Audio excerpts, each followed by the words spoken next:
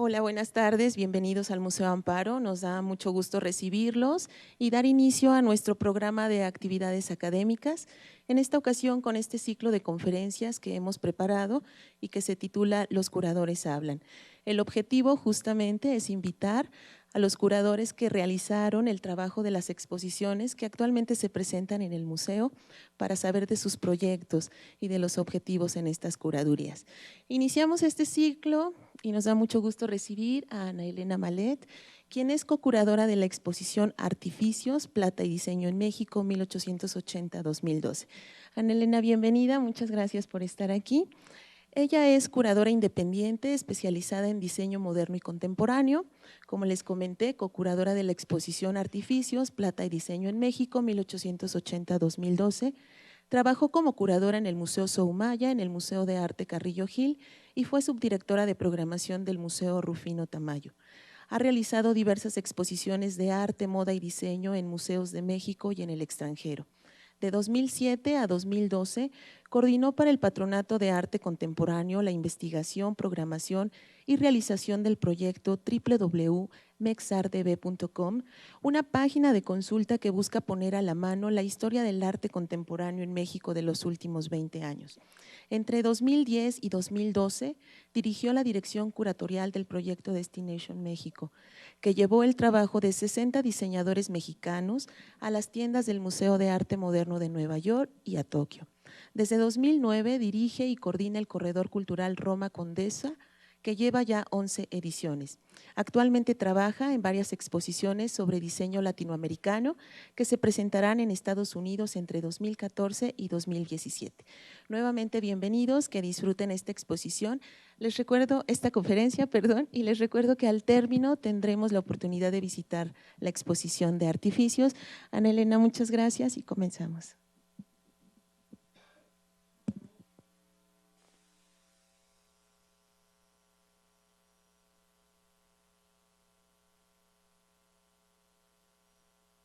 ¿No? Ya.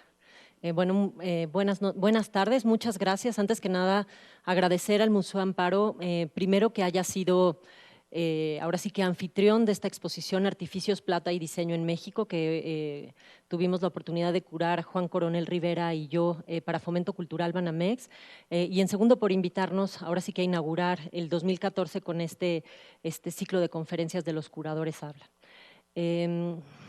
El proceso de los que ya tuvieron ya tuvieron la oportunidad de ver la exposición, se habrán dado cuenta que es una exposición muy amplia y muy compleja, sin ánimos de ser exhaustiva, ¿no? Tratamos de hacer una suerte de revisión de la plata, del diseño en plata a lo largo de todo el siglo XX, una cosa que no se había hecho porque las exposiciones de plata que ha habido a lo largo de la historia han sido exposiciones que hablan sobre el oficio de la plata, sobre el material, sobre la moneda, pero no necesariamente sobre el diseño. Y el enfoque de esta exposición trató ser sobre el diseño. Si bien trabajamos de la mano Juan Coronel Rivera y yo en la curaduría, la verdad es que ahora sí que mi responsabilidad fue mucho más de 1950 para acá, debido a mi especialidad y a mi campo de interés, y Juan Coronel Rivera se concentró en hacer la selección de piezas y la investigación de 1880 hasta 1950. Entonces, sé que van a tener, me parece, a Juan Coronel en un par de semanas más, pero me interesa a mí hablarles de la segunda mitad del siglo XX y qué fue lo que ha sucedido con la plata, con el diseño en plata en esos 50, 60, casi 70 años, ¿no? Han sucedido muchas cosas, entonces tuve que seleccionar para esta hora o estos 40 o 50 minutos que vamos a tener, porque bueno, les podría, ¿no?, hablar todo el día de nada más 50 años de lo que ha sucedido en La Plata, pero seleccioné 7 momentos de La Plata en México del siglo XX y XXI, porque lo que me interesa es, a ver, ya le atiné, sí, revisar las piezas, que las revisaremos aquí en gráfico, en pantalla, las podrán ver después en la exposición, pero también me interesa contarles la historia, las anécdotas y lo que hay atrás de todos estos momentos o estos episodios para que se familiaricen más con todo lo que ha sucedido y que vean que la parte del diseño, y ese ha sido un poco mi caballo de batalla en mi trabajo en estos años, la historia del diseño va a la par de la historia del arte y la historia del diseño es parte de la historia del arte en México. Y como tal, seguimos contando una historia del arte incompleta porque no nos hemos decidido por contar la historia del arte y de la moda, por ejemplo, a la par que la historia del arte. Entonces, un poco me interesa contarles estas historias, estas anécdotas, los personajes que están detrás de estas piezas, para poder entender cómo se entrelazan con estos momentos de la historia del arte. A ver si lo voy a atinar, perfecto.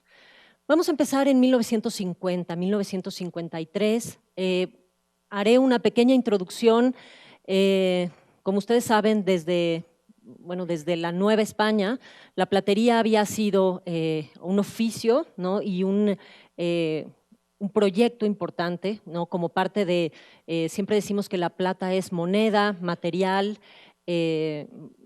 moneda inmaterial y también un proyecto de vida, ¿no? en regiones como Taxco. Entonces, desde la Nueva España, el oficio de la plata había sido un oficio muy importante. Las grandes casas de la Nueva España, ¿no? Y después las grandes casas del México independiente tenían juegos de té de plata, tenían cuchillerías de plata. La plata era un elemento cotidiano, el diseño en plata, si bien entonces no se conocía la palabra, no se utilizaba la palabra diseño, eran parte importante de, ¿no? de estas casas señoriales, si le queremos llamar. Y fue más o menos en 1929, quizá, cuando La Plata vivió en el siglo XX un renacimiento, con la llegada de William Spratling, un arquitecto, diseñador, bohemio, escritor norteamericano que llegó a Taxco en 1929 y se dio cuenta que en Taxco, llegó a México primero y después se dio cuenta que en Taxco había una ciudad maravillosa, ¿no? en medio de un paraíso, en medio de la Ciudad de México y un paraíso que era Acapulco, y que además ahí había un oficio cercano, había minas y un oficio cercano que se podía desarrollar, que era el oficio de la plata. Spratling, ya les contará Juan, ya lo podrán ver en la exposición, hizo como una gran labor para generar una serie de talleres, ¿no? de talleres plateros que generaron el oficio, que generaron como distintas maneras de trabajar, distintos eslabones de trabajo en estos talleres, y a partir del trabajo de Spratling se generó una serie de piezas, pero además se generó un movimiento importantísimo de la plata y generó nuevas, ahora sí valga la redundancia, generaciones de plateros que empezaron a valorar el oficio de la plata como un oficio digno, no nada más un oficio de supervivencia, sino también un oficio artístico. Entonces, parece que ahí en el siglo XX, en los años 20, con Spratling en Taxco y con un personaje que se llamó Frederick Davis, que también había llegado a México hacia el 17,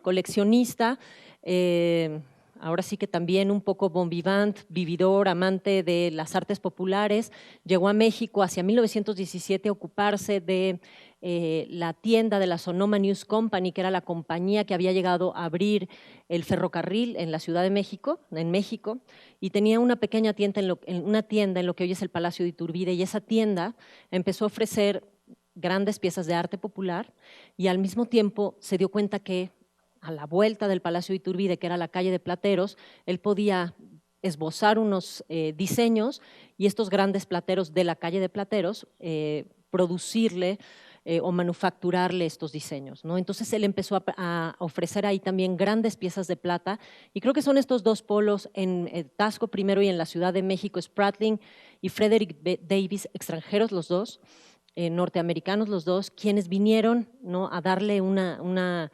revisión, un revival, como decimos, a la plata en México a principios del siglo XX, específicamente después de la Revolución.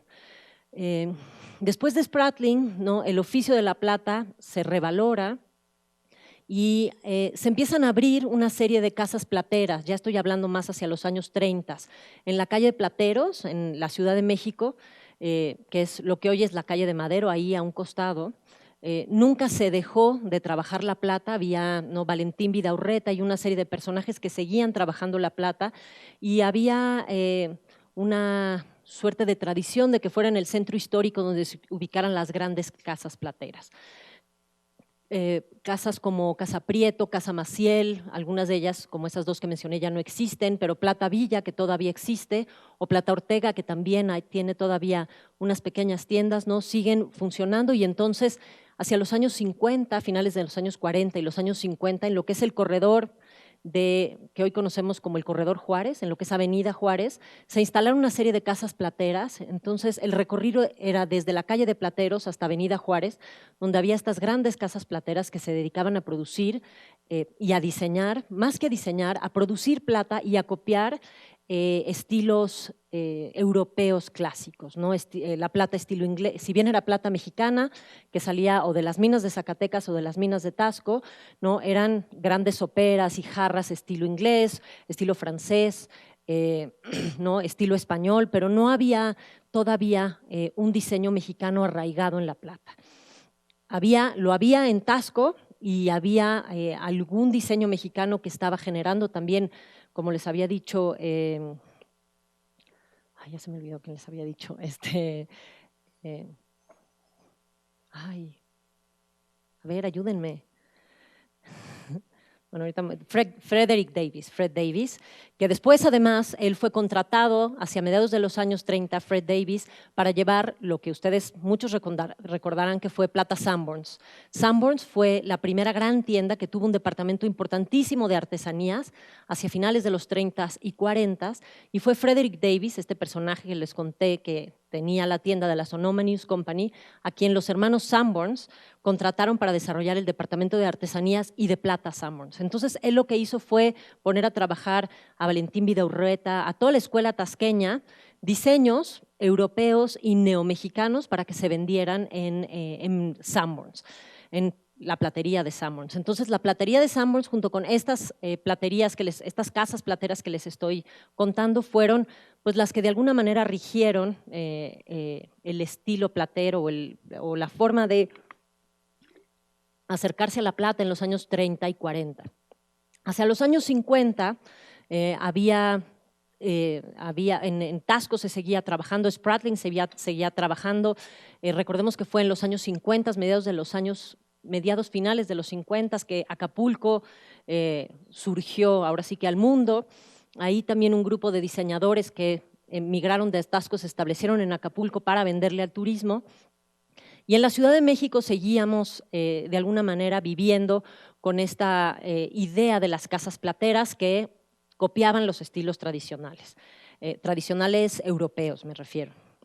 Hacia 1942 llega a México un matrimonio de franceses, Sergio y Natalia Leites, y se instalan en la Ciudad de México, un par de inmigrantes franceses, y abren una pequeña tienda hacia finales de los 40 en lo que hoy es la Zona Rosa, en la calle de Liverpool, y lo que empiezan a vender son objetos de piel.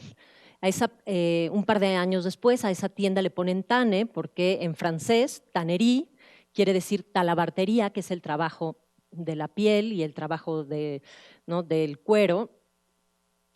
Y en 1948, 49, hacia 1950, llega los padres de Natalia Leites, Rosa y José Vilner, y José Vilner se hace cargo de la tienda, de esta tanería, de esta talabartería que estaba en la Zona Rosa, y él empieza a tratar de encontrar un proyecto propio. Y en ese proyecto propio encuentra la plata y se da cuenta que la plata es un material súper accesible, muy barato en México, que se puede encontrar, que es muy fácil trabajarlo y que puede ser un atractivo, ¿no? Pensando también que las grandes casas plateras estaban copiando todavía los estilos tradicionales franceses, europeos en general, y además estaban ubicadas casi todas en este corredor del centro. Entonces, en lo que empieza a ser, ¿no?, este gran centro bohemio, que es la Zona Rosa, antes de la Zona Rosa, la Colonia Juárez, se instala José Vilner a empezar su proyecto de plata dentro de Tane, dentro de la tienda de su hija, y empieza a encontrar en las figuras prehispánicas una inspiración. Primeramente, y aquí van a ver, vamos a ver distintos tipos de materiales, y se los quiero decir ahora sí que en esta plática que les voy a dar. Algunos son de la exhibición, como se presentó en el Palacio de Iturbide en México. Otros son, piezas, fotografías de piezas tomadas profesionalmente, y otras de plano. Son fotos de trabajo, ¿no? Fotos del proceso de investigación mientras estuvimos haciendo la investigación y las visitas de estudio a las colecciones y a las visitas de estudio a los diseñadores. Entonces van a ver esos distintos tipos de materiales que todos tienen un sentido, porque me interesaba no nada más que vieran qué bonita se vio en el Palacio de Iturbide o qué bonita se ven aquí, sino que tengan también la oportunidad de ver que fue como un poco la carnita atrás de la exposición y de la investigación, ¿no? Entonces, José Wilner, este personaje que empieza el proyecto de plata en Tane, la tienda de su hija, se da cuenta que en México, en los años 50, ¿no? Recuerden que en los años 50 estamos ya en el milagro mexicano, ¿no? Ya habíamos dejado atrás un poquito eso de que hay que ser mexicanos después de la revolución, hay que usar el huipil y hay que usar todos butaques y sillas de paja en nuestras casas, y de alguna manera la burguesía mexicana había empezado otra vez a adquirir el gusto afrancesado y el gusto europeo que habían dejado un poco por postura en el momento de la revolución. Entonces, ahí había un mercado de nuevo, había un gusto adquirido de la sociedad mexicana, y José Wilner se da cuenta, bueno, pues que lo que tienen que empezar a hacer primero para vender es, obviamente, copiar los estilos europeos que estaban en el gusto de la sociedad nacional en ese momento, que además ya tenía un cierto poder adquisitivo porque tenemos este maravilloso boom del petróleo, pero él empieza también a trabajar una serie de piezas, como les había dicho, con inspiración prehispánica. Él creía que la verdadera identidad nacional en el diseño, en el nuevo oficio de la platería, estaba en volver a las raíces. Entonces él comenzó a hacer unas exploraciones con figurillas y esculturas prehispánicas, ¿no? Juguetes también tradicionales mexicanos, ¿no? Juguetes populares, arte popular, los guajes a transformarlos en plata, y encontró que la plata vermell, que es ahora sí que es plata bañada en oro, ¿no? Plata bañada en oro, era ahora sí mucho más accesible que el oro, y era también ostentosa y estaba también en el gusto de la sociedad mexicana. Entonces empezaron a trabajar estas piezas que son lo que ven aquí, piezas estilo europeo bañadas en plata vermell, que fue muy característico de Tane casi hasta los años mediados de los 70s, casi 80s. Hacia los años 60, el matrimonio Leites tuvo un hijo, Pedro Leites, que hoy en día sigue siendo el director de Tane, y desde muy joven a Pedro Leites empezaron a prepararlo para tomar las riendas, ya no de la tienda, sino ya para los años 60 y mediados de los años 70, Tane se había convertido en una empresa importante, en un símbolo de distinción y en un símbolo de estatus. Tener una pieza de Tane, ¿no?, era tener una pieza importante, y casi como una pieza de Tiffany, si hacemos alusión a la cultura estadounidense.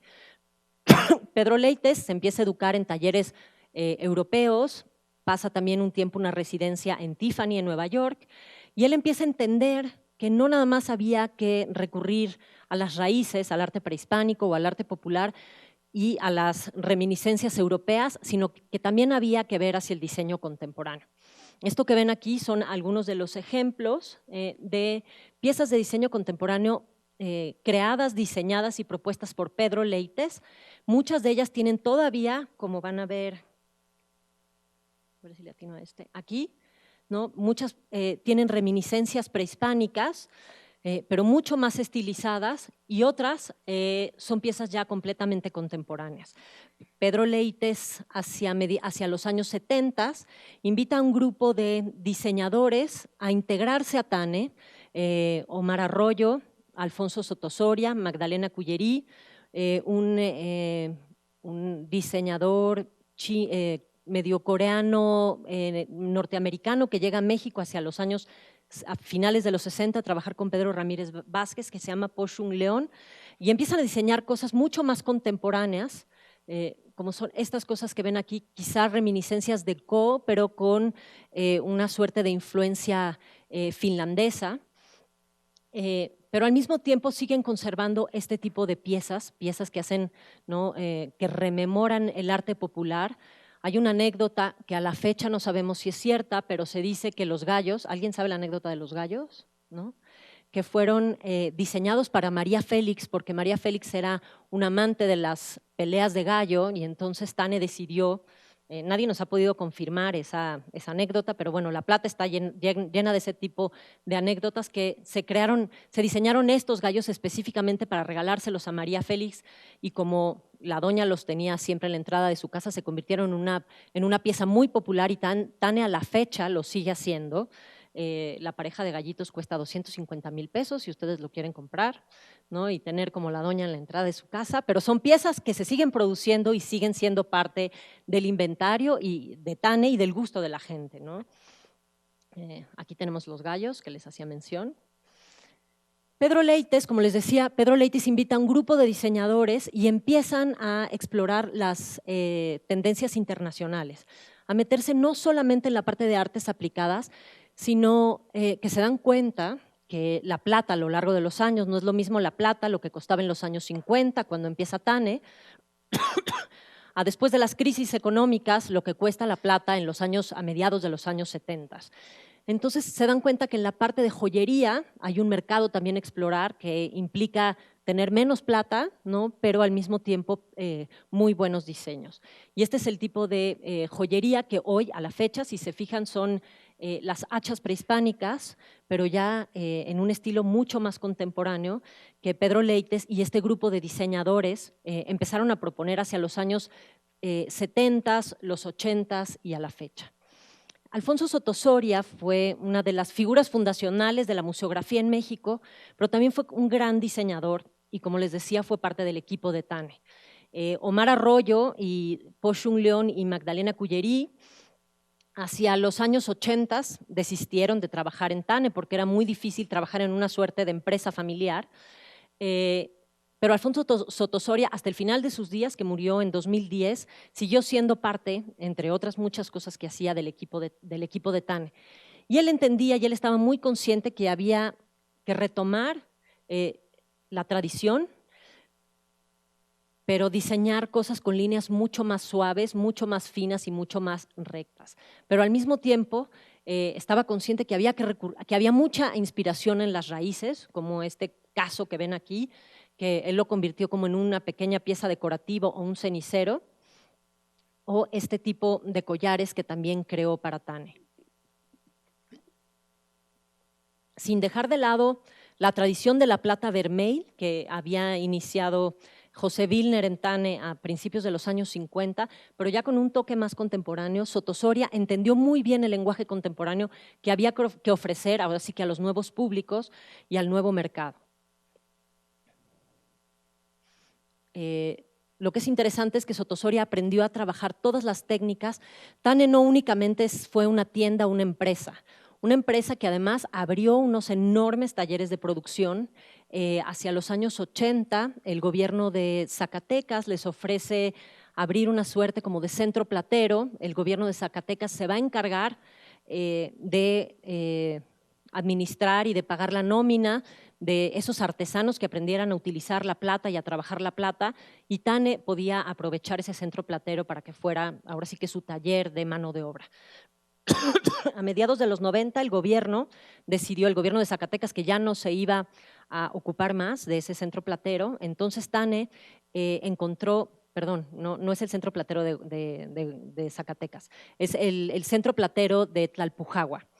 El gobierno decidió que ya no se iba a ocupar más de ese centro platero y Tane decidió que iba a convertirse en su taller para producir únicamente joyería. Entonces Tane ha seguido invirtiendo en la educación de artesanos y diseñadores en la parte de Tlalpujahua y hoy ese es el taller de joyería de Tane y tienen otro taller en la Ciudad de México, al norte de la Ciudad de México, donde hacen toda la parte de objetos utilitarios.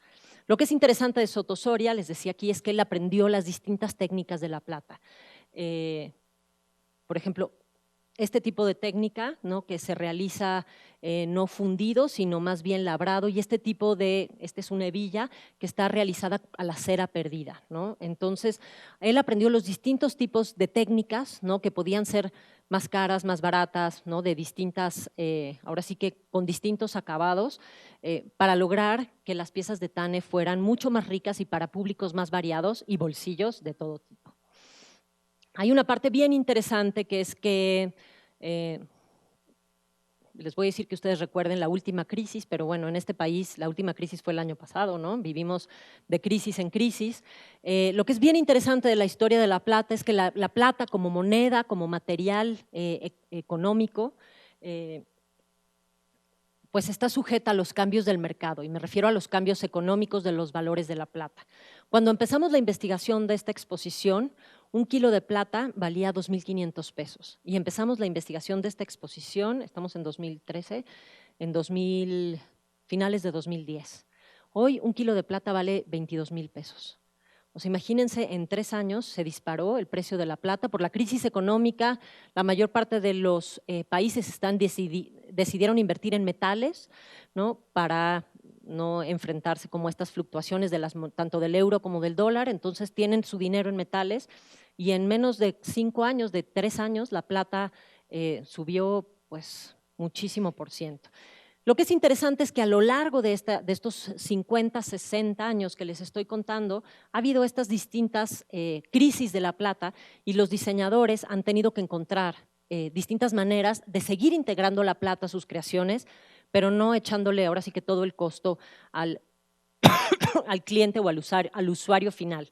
Soto Soria, Pedro Leites y Omar Arroyo se dieron cuenta hacia los años 80 que hubo una enorme crisis de la plata estaba muy cara, y ellos, Tane ya se había hecho una fama de que lo que vendía era plata. Entonces decidieron, y esta es una foto un poco mala, pero ya es lo único que hay, estos catálogos ya casi desaparecieron, había que integrar la plata de distintas maneras.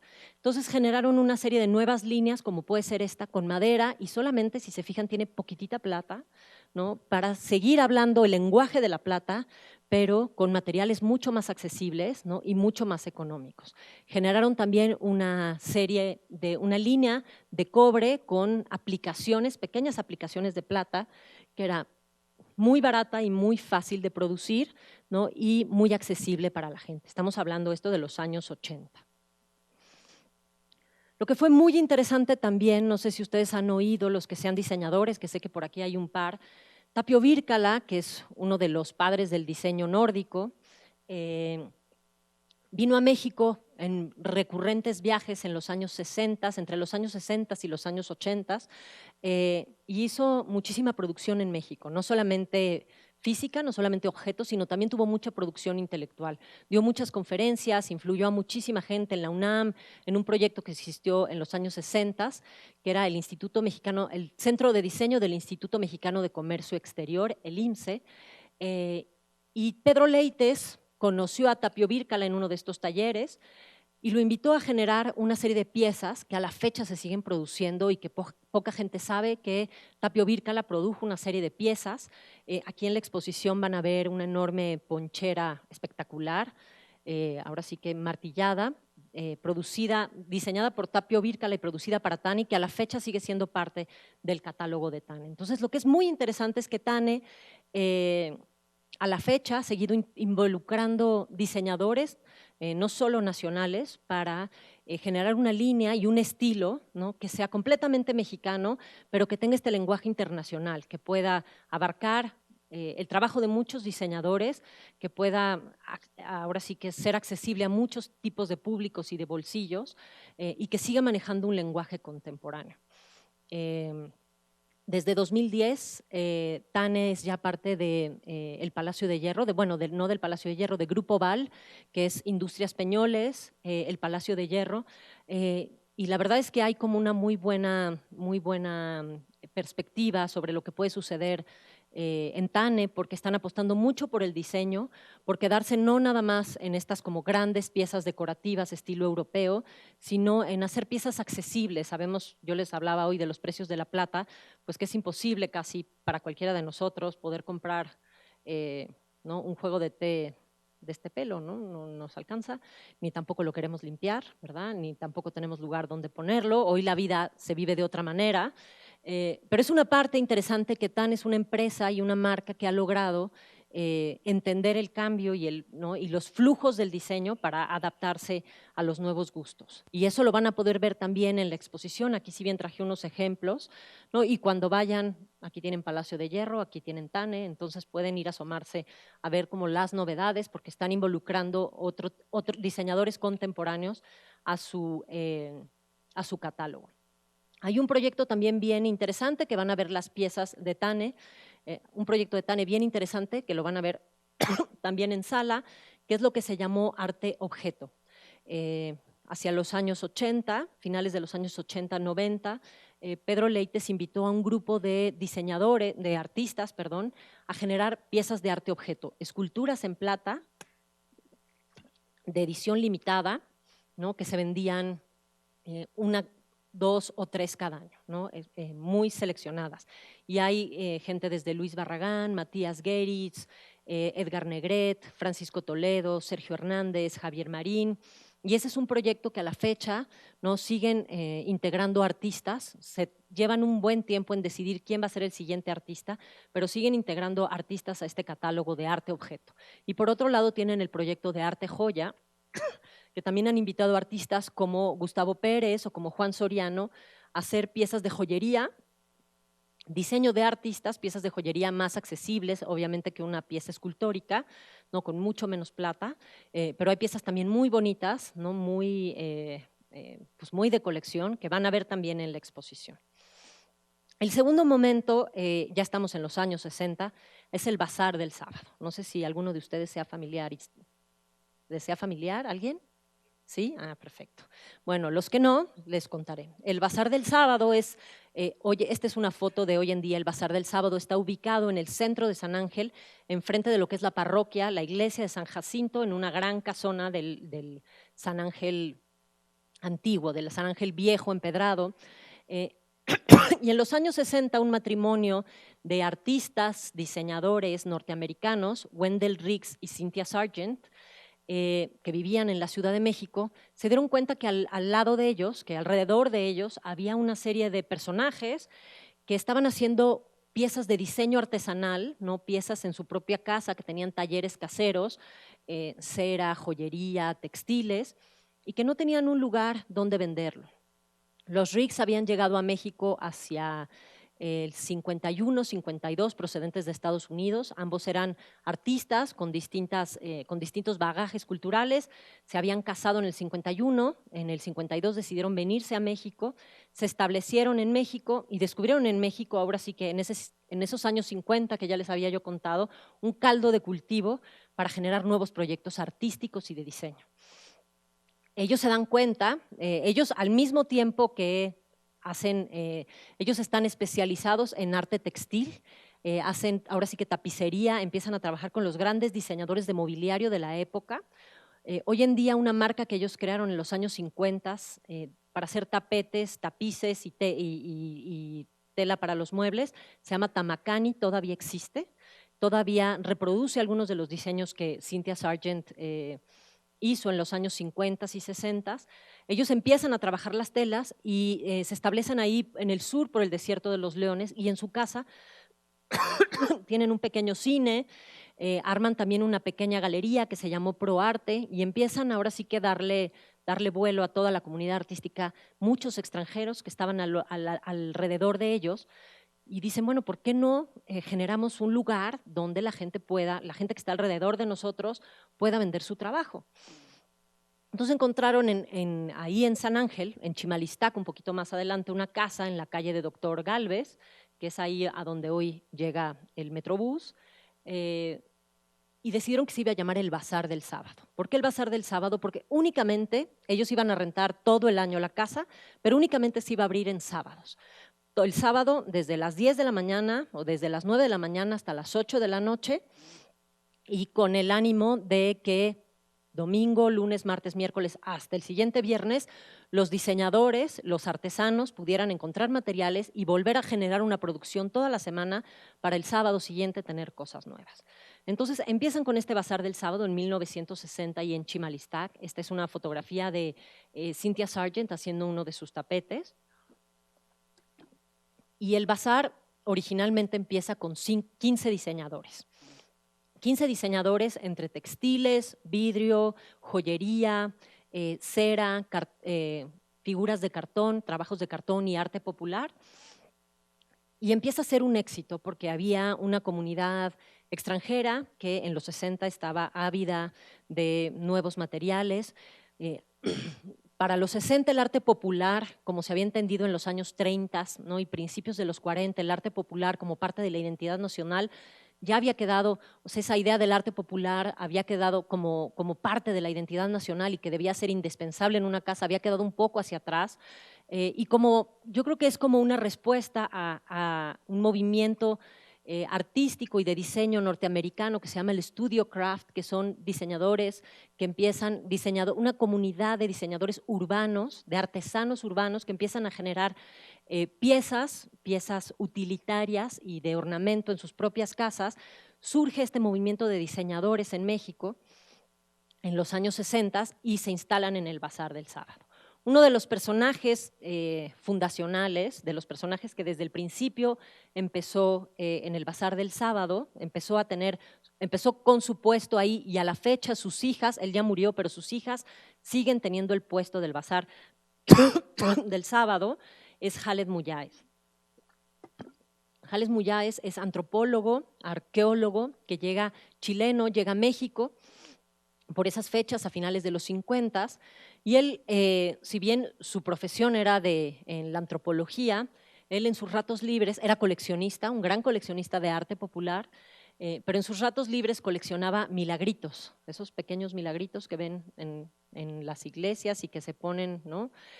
Coleccionaba milagritos y milagritos antiguos sobre todo, y de repente empezó a tener pues en exceso y ya no sabía qué hacer con los milagritos, y empezó a comprar estas esculturas, ¿no? Estas esculturas antiguas que no tenían, de madera, que no tenían como mucho valor porque estaban muy deterioradas, ¿no? Y empezó a ponerles los milagritos y los milagritos, y empezó a generar, ¿no?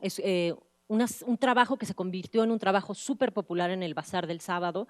A la fecha sus hijas, Kena y Karima Muyáez, siguen trabajando los milagritos, siguen haciendo las piezas, estas piezas por las que su papá se hizo muy conocido, y ellas tienen también otro trabajo. Es muy interesante, hace un par de años, así, 3 años, ¿alguien ha oído hablar de Christian Louboutin? ¿Sí? Bueno, Christian Louboutin, los que no sepan, es este diseñador de zapatos. Si se han fijado ahora, desde las diputadas hasta las estrellas de cine, traen unos zapatos que tienen la suela roja. Bueno, ese diseñador, esos zapatos que cuestan $300 el par más barato, ese diseñador vino a México buscando inspiración y encontró los milagritos de Khaled Muyáez y le pidió a sus hijas que diseñaran, ¿no? Ahora sí que una edición especial de la colección de hace 3 años de Christian Louboutin solo de milagritos. Y el par cuesta como unos $600. Lo pueden encontrar en internet, no encontré una foto, pero bueno, esa ha sido como la repercusión del trabajo de Muyáez. Debo confesar que Víctor Fosado, que también fue uno de los personajes fundacionales del Bazar del Sábado, se ha convertido en una de mis obsesiones. Víctor Fosado es Víctor Fosado Vázquez, hijo de Víctor Fosado. Su padre fue también antropólogo, músico, historiador, coleccionista de artes populares. Fue uno de las manos derechas del doctor Rubín de la Borbolla, que fue el fundador del Museo de Artes e Industrias Populares, que es como el antecedente del Museo de Arte Popular que tenemos hoy en la Ciudad de México, el MAP. Y además de una serie, y él fue fundador de una serie de museos como el MUCA, el Museo Universitario de Ciencias y Artes, que estuvo en la UNAM, que a la fecha, bueno, sigue el edificio ahí y fue sustituido por lo que ahora conocemos como el MUAC. El papá de Víctor Fosado era un amante de las artes populares y empezó con una pequeña tienda que a la fecha sigue ahí en la calle de Madero, que se llamó Artes Populares Víctor, y vende a la fecha, su hija Pilar se encarga de esa tienda, vende ahora sí que de las mejores artesanías o piezas de arte popular, desde antiguas hasta contemporáneas, en esa tienda que está atrás. Tiene que uno entrar a una perfumería en la calle de Madero y subir 3 pisos. Entonces hay que saber dónde está esa tienda, y esa tienda existe, bueno, desde los años 30. Víctor Fossado, hijo, hereda todo este conocimiento de las artes populares de su papá. Él es músico, antropólogo, etnógrafo, actor, trabaja con Jodorowsky en películas como El Topo, es muy amigo de Gurrola, generan incluso música y un par de discos juntos, trabajan en obras de teatro. Y hacia 1960 es también diseñador, es también artista. Él empieza a hacer joyería, ¿no? Con toda esta influencia de las artes populares que de alguna manera ha mamado de su padre, empieza a trabajar la joyería. Pero no es hasta el 63 que él, trabajando como funcionario público, lo mandan a París a llevar una exposición de Tamayo, y se encuentra, ahora sí, con la colita del surrealismo en París.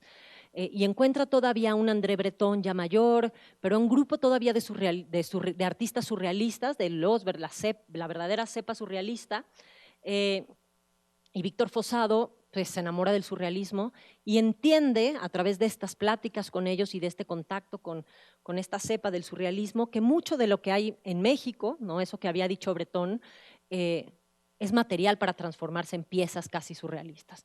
Entonces Fossado empieza a trabajar este tipo de piezas, ¿no? Lo que ven adentro de esa como cajita es un sacapuntas, ¿no? Entonces empieza a trabajar desde con obsidianas, con piezas de marfil o de hueso, piezas materiales encontrados que no tienen como ningún valor, y con la plata. Y empieza a generar este tipo de piezas que se vuelven súper populares, y cada una de sus piezas ahora sí que las llamaba esculturas portantes, porque eran piezas únicas. Incluso trabaja este tipo de piezas con un maestro miniaturista que hacía pequeñas miniaturas, esculturas en miniatura con hueso, que es Roberto Ruiz, y se convierte en un personaje súper popular, y sus piezas no eran nada baratas, y eran piezas que hacían ahora sí que mucho eco con el pasado. Aquí ven milagritos, por ejemplo, con el pasado indígena, pero también con el pasado colonial. Entonces aquí ven, por ejemplo, los milagritos o la obsidiana, ¿no? El jade, piezas que se utilizaron, ¿no? En el pasado prehispánico, y que de alguna manera venían a dialogar con esa nueva corriente del surrealismo que él había aprendido, ¿no? Esta pieza, por ejemplo, la trabaja con el artista Arnaldo Cohen, las van a ver algunas de ellas en la exposición. Arnaldo Cohen hace pequeñas miniaturas, una exposición que hacen hacia el 64, pinta pequeñas miniaturas, ¿no? Y ahora sí que Víctor Fossado las encapsula en estos maravillosos collares y gargantillas. Él, siendo también arqueólogo, antropólogo, etnógrafo, encuentra muchas piezas, muchos pequeños tepalcates, y los convierte en estas esculturas portantes. Frank Lowenstein es el hijo de uno de estos fundadores también del Bazar del Sábado, norteamericano, artista, escultor, joyero, que llega también a México, se establece en Cuernavaca, y cada sábado él venía, y su hijo, Frank Lowenstein, del mismo nombre, sigue viniendo al Bazar del Sábado, y su joyería es muy distinta a la de Víctor Fossado. También tiene este puesto en el Bazar del Sábado desde hace muchísimos años. Su joyería es mucho más brutalista, si le podemos decir, pero al mismo tiempo a él le gusta trabajar con piedras preciosas que no necesariamente son las piedras preciosas conocidas. Esta que ven aquí es una piedra que le llaman rosa del desierto del Sahara, ¿no? Una suerte como de piedra encontrada rarísima en el desierto del Sahara, y sus anillos se han convertido en piezas muy populares. Es bien interesante que, además de estos personajes como Lowenstein o como Víctor Fossado, los Castillo, los hijos de Miguel Castillo, uno de los hermanos Castillo, que fueron ahora sí que aprendices de Spratling, ¿no? De eso que les contaba al principio, cuando Spratling abre su taller, uno de los primeros obreros o trabajadores artesanos que tuvo en su taller fueron los 3 hermanos Castillo. Miguel, el Chato, y Jorge Castillo, si no mal no recuerdo, 3 hermanos Castillo, que aprenden el lenguaje de la plata, que se convierten en una dinastía importante. A la fecha, más adelante les voy a hablar de la tercera generación de Castillos, y los Castillo, entendiendo ¿no? que el mercado en Taxco estaba de alguna manera saturado, encontraron también en el Bazar del Sábado un pequeño puestito donde venir a vender todos los sábados, ¿no? Entonces no competía con la producción que ellos tenían en Taxco y tenían como una pequeña ventanita, a la fecha tienen una pequeña ventanita para vender en la Ciudad de México a un público mayormente extranjero, porque lo que sí es cierto es que el Bazar del Sábado se genera en los años 60, cuando hay un nuevo tipo de turismo, buscando ya no el Mexican Curious, ¿no? Sino un nuevo lenguaje de diseño mexicano. Vamos a pasar al siguiente momento, que ya es en los años 70. Dupuy, algunos de ustedes habrán oído de esta tienda, marca, que empieza en 1971, yo le llamo el legado de Luis Barragán. Dupuy empieza, como les decía, en 1971, son 3 hermanas, Georgina, Cecilia y Alejandra Prieto, que habían crecido en esta casa. Esta casa es la Casa Prieto López, que diseña entre 48 y 49 el arquitecto Luis Barragán en Jardines del Pedregal. El industrial, el empresario Eduardo Prieto, se acerca con Luis Barragán y le dice, pues quiero que me diseñe una casa. Le dije, pues sí y Barragán le dijo, sí se la diseño, con la condición que todo lo que usted tiene en esta casa de las Lomas lo tire a la basura.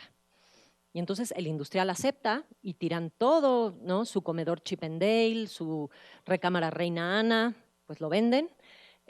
Su platería inglesa la funden, y Barragán, de la mano de Chucho Reyes y Matías Geritz, genera esta casa, cada uno de los muebles, cada uno de los arreglos.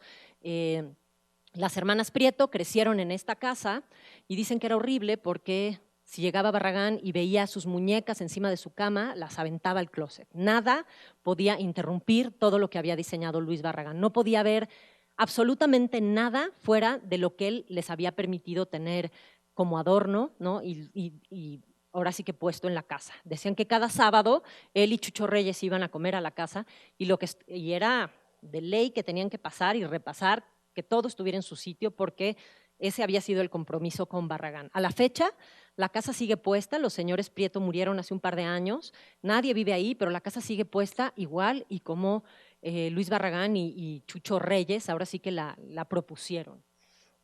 Ellas crecieron en esta casa, ¿no? Bueno, hay esta pieza que ven, ¿no? Que es una pieza de arte contemporáneo. No crean que la puso Luis Barragán, la Lata del Monte, pero bueno. Ellas crecieron en esta casa y ahora sí que cuando llegaron a edad de merecer y se casaron, se dieron cuenta que ellas querían poner sus casas y no había ningún lugar en donde comprar piezas como en la casa de sus papás, ¿no? Si ellas querían hacer este estilo neomexicano o este estilo mexicano barraganés, pues no había dónde encontrar esas cosas.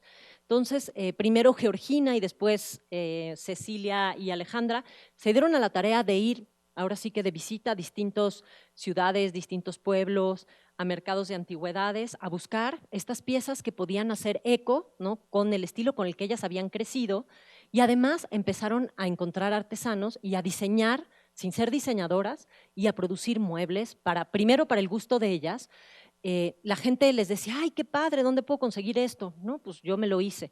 Empezaron a hacer primero, ahí en Casa Prieto, unas ventas navideñas, y hacia el 71, 72, estas ventas navideñas pues ya se convierten en una cosa mucho más formal, mucho más responsable, y en 1973, ahí al lado de Casa Prieto, ellas abren una tienda.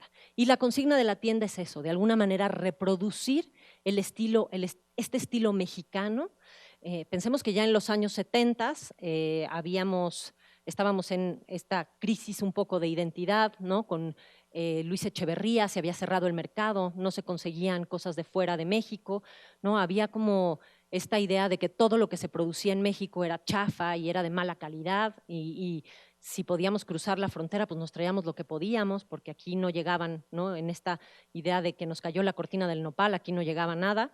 Entonces ellas empiezan a tratar de dignificar el mercado mexicano, el mercado artesanal, las piezas artesanales, a volverlas a poner en el gusto de la gente, y empiezan con su tienda, primero, como les decía, buscando antigüedades o piezas de distintos bazares, y después ellas mismas diseñando, pero siempre tomando como inspiración esta casa y el trabajo de Luis Barragán. Piezas como estas que van a ver, hicieron muchas piezas, primero en plata, que era más accesible, ahora siguen haciendo piezas en plateado, ¿no?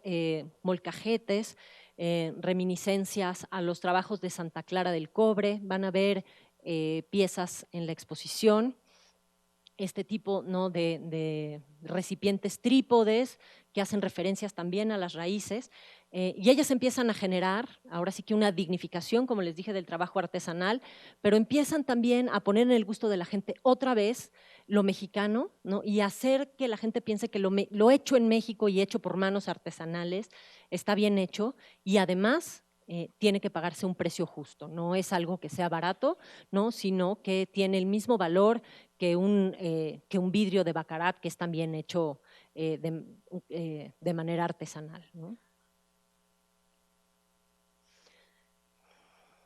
Por estos mismos años, y este es otro de los momentos de esta segunda mitad del siglo XX, hay un personaje que a la fecha sigue vivo, Fray Gabriel Chávez de la Mora, nace en Guadalajara y hacia los años 50 decide que su vida tiene que ser el monasterio, ¿no? La vida religiosa, y se integra a la Orden de los Benedictinos.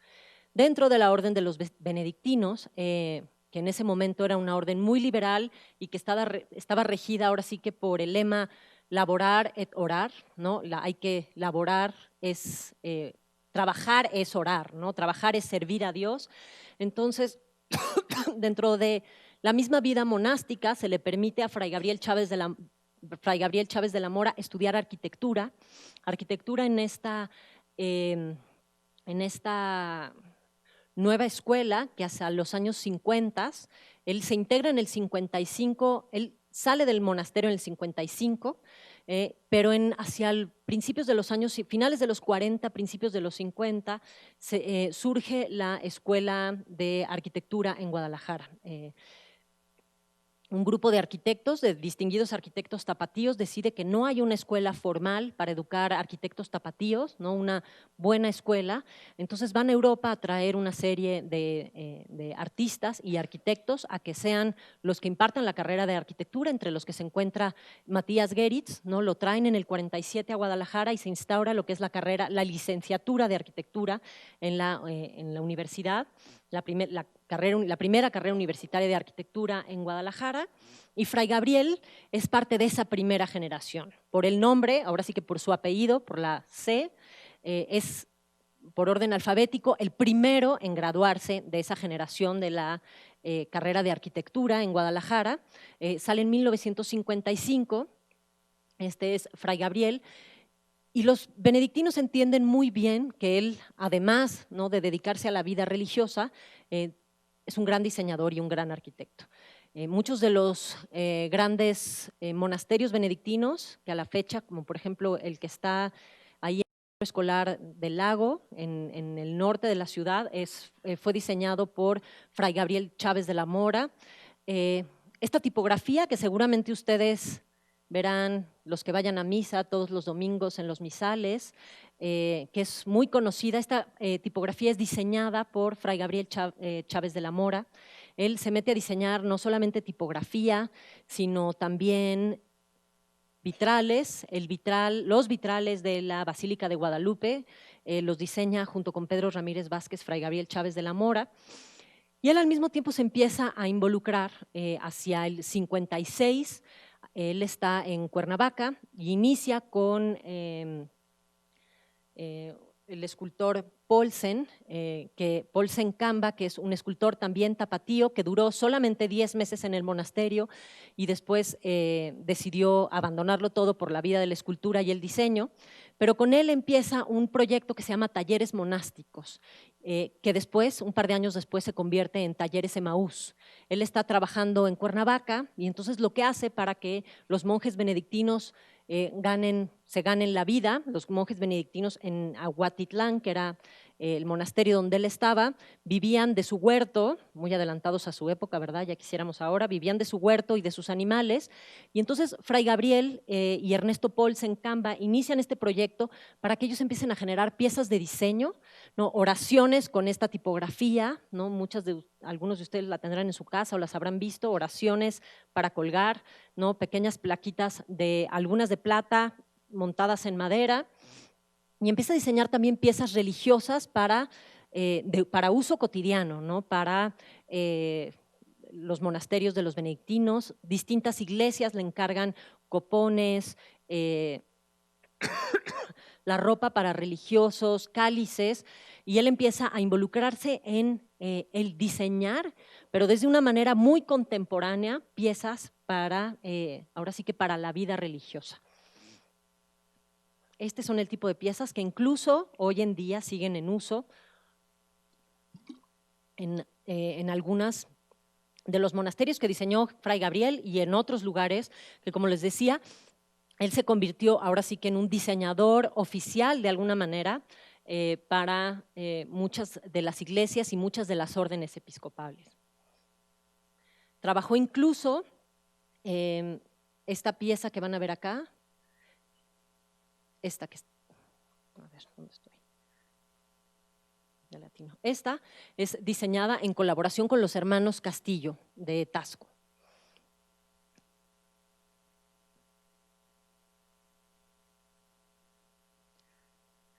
Esto, por ejemplo, es los bocetos para el altar de la Catedral Metropolitana de Guadalajara, que así fue como quedó y a la fecha sigue, es un altar que está en uso. Fray Gabriel a la fecha sigue diseñando, sigue trabajando y sigue siendo parte de la Orden de los Benedictinos. Otro momento, Santa Clara del Cobre, también hacia mediados de los años 70, mediados de los años 70, 80, Anna Pellicer y James Metcalf.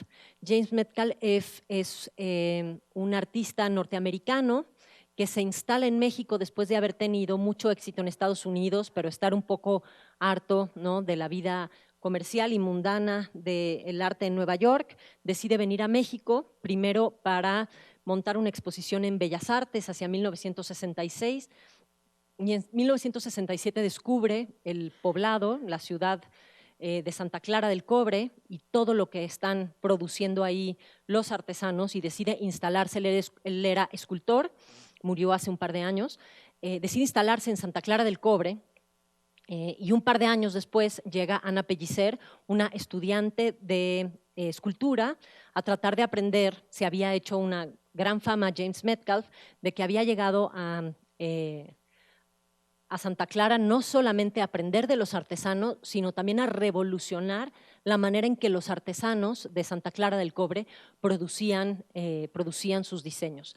El poblado de Santa Clara del Cobre, ahora sí que desde tiempos prehispánicos, ellos trabajaban distintos tipos de metales con el martillo, y se dice que fue después, en tiempos de la colonia, bueno, más bien de la conquista, poquito después de la conquista, que Fray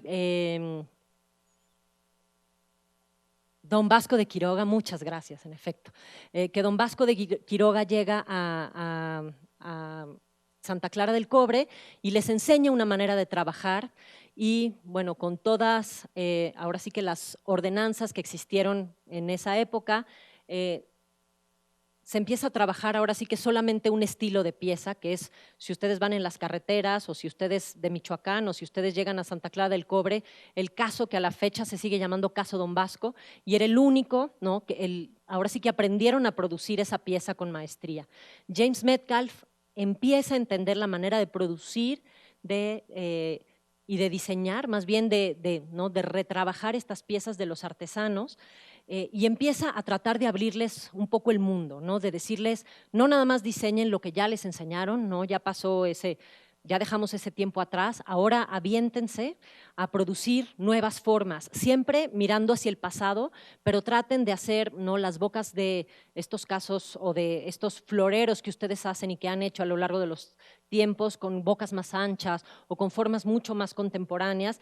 Y este es el trabajo que empieza primero a hacer James Metcalfe, desde piezas en cobre, sillas, madera y cobre, lámparas con vidrio y cobre. Y James Metcalfe instala o instaura ahí lo que es, primero, se da cuenta que hay que dignificar el trabajo del artesano y darles como, no lecciones de diseño, sino que aprendan a sistematizar, ¿no? sus procesos de producción, ¿no? que ahorren más en el material, que ahorren en el tiempo, para que las piezas sean como mucho más fáciles y accesibles de vender.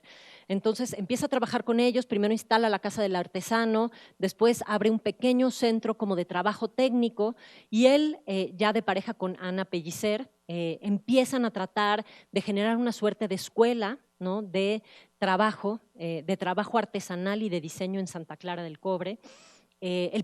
Ahora sí que la primera chamba que agarran, en 1968, James Metcalfe convence a Pedro Ramírez Vázquez de que el pebetero para las Olimpiadas tendría que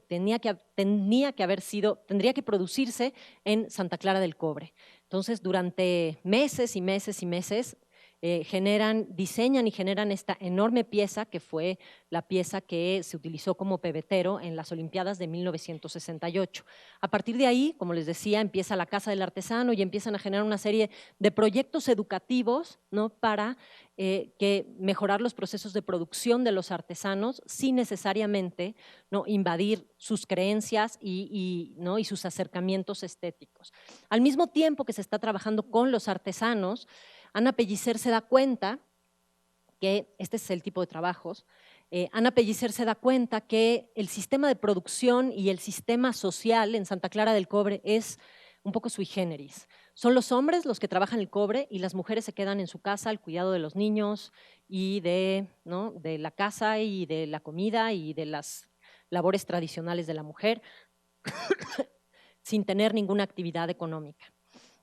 Entonces, a lo largo de años, de convencer a los maridos que dejen trabajar a las mujeres, de que ellas pueden generar una actividad económica sin descuidar las labores del hogar, Ana Pellicer instaura un pequeño taller de joyería en plata y en cobre, exclusivamente para mujeres, y esas son las piezas que van a ver en la exposición.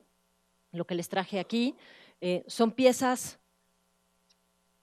ancladas, aquí ven, por ejemplo, el hacha prehispánica, ¿no? Ancladas un poco en el pasado, en las raíces, ¿no? En reminiscencias quizá prehispánicas o en semillas en la naturaleza de la zona, y son piezas diseñadas por Ana Pellicer y ya producidas, ¿no? y trabajadas por mujeres de Santa Clara del Cobre. Al principio eran diseños de Ana Pellicer, que ellas de alguna manera reproducían, y poco a poco ellas fueron ahora sí que metiéndole de su cosecha, y hoy en día todavía se pueden, digo hoy en día es más difícil porque como ya les había dicho la plata está muy cara, pero siguen realizando collares y piezas de joyería en cobre y latón hoy en día bellísimas. Estos son algunos de los diseños de Ana trabajados con las mujeres de Santa Clara del Cobre.